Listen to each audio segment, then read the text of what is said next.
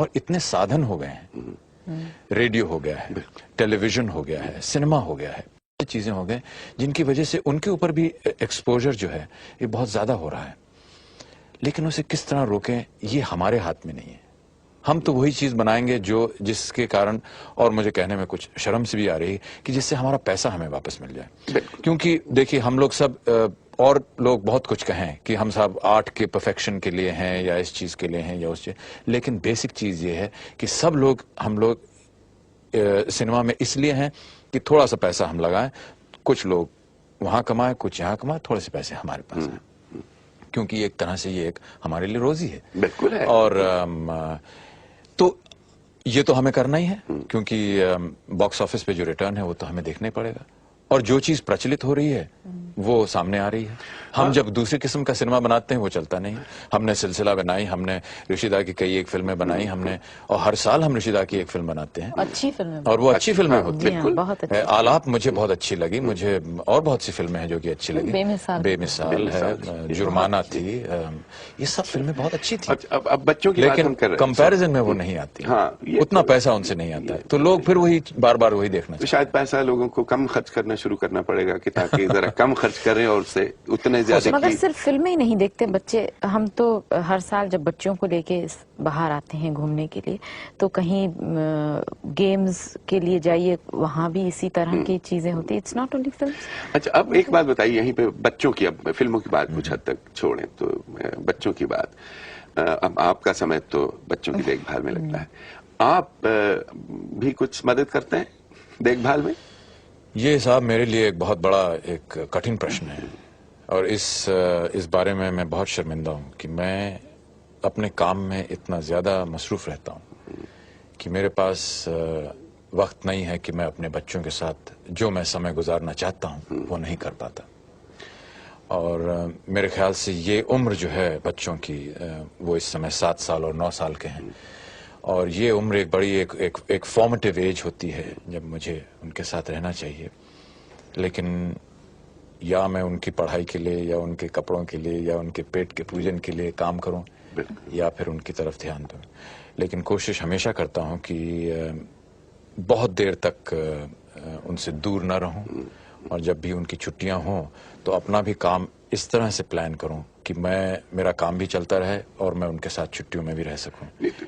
यही तो है कि जब आपके मन में ये इच्छा है और कंटिन्यूटी एक रहती है तो उसका असर बच्चे कोई कहते हैं ना समझ, लेकिन वो समझदार भी होते हैं जी। ऐसी बात नहीं नहीं, वे फिर भी मुझे लगता है कि अमित काफी वक्त बच्चों को देते हैं, और स्पेशली जो दोनों बच्चे हैं ज्यादा अमित से इन्फ्लुएंस्ड हैं। मैं जो घर पे देखती हूँ बच्चों का जो बात करने का ढंग, या क्योंकि वो मेरे ख्याल से समझ जाते हैं कि आप उनको जो कुछ आप देना चाहते हैं पूरी तरह से नहीं दे पाते, तो वो जो उनकी आशाएं हैं अगर उनसे कम उनको कुछ मिलता है तो उससे खुश हैं वो, तभी तो वो एक तालमेल रह सकता है परिवार में। अच्छा, यहाँ पे मैं आपको एक पुरानी फोटो दिखाना चाहता हूँ, क्योंकि ये माँ बाप और बच्चों की बात हो रही है।